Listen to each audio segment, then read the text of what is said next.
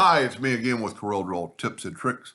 Somebody sent me this file and they stated right off the bat they're making it for themselves. And if you make something for yourself and you're not giving it away or selling it, you can use any logo I think you want. So he's going to cut it out of wood and have different colored layers but not really be stacked up, kind of be all on one layer. And his question is, he's got to cut the letters Chiefs out.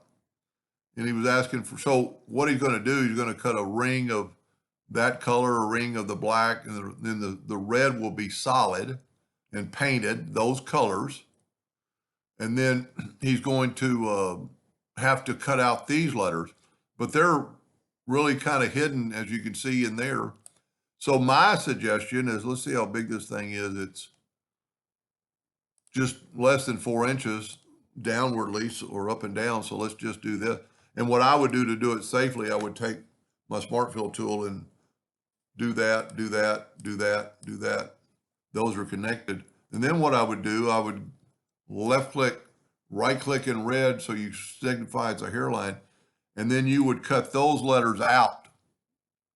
But you also need to, so this would be that color, but you still need to cut everything out of the red color.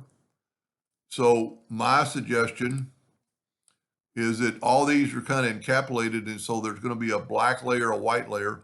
Just take your Smart Fill tool and fill that in, and then go down and over and left click, right click, and that'll all come out, and this will be painted red.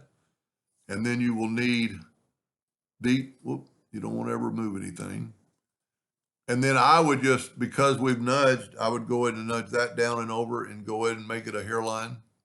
Now these will be different files or different cuts on different pieces of wood.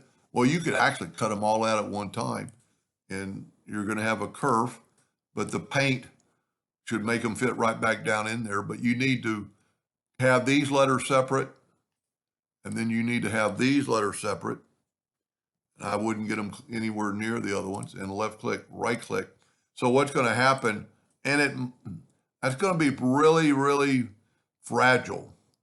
My suggestion is maybe make it a little bit bigger. If we take the parallel dimension tool and measure the kind of the smallest part right there to right there. Well, I didn't get a very good angle on it. I don't know why it's doing that. But we're talking 0.02 of an inch. So that's going to be really, really thin. You might want to, this thing is only 5 inches, I would suggest, and you can do this all at one time. I would just stretch it out and then retest this. And that's it. Let's make it 10 inches. And then if you test just this, you see you got 10 1/4. But everything's still going to fit. And because I've nudged, like if we take the Smart Fill tool and fill in that H, it'll go right. Well, this doesn't matter because of the fact that you're going to paint them and put them in there. But as long as you cut these 3 out, so you're only going to have one layer. Well, you're going to have 2 layers.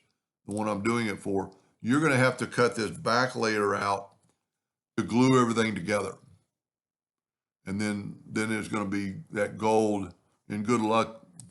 The red and the white and the black are easy. That gold might be a little bit hard to match in a rattle can anyway, but that should really work. Anyway, I hope that helped them a little bit. Thank you for watching.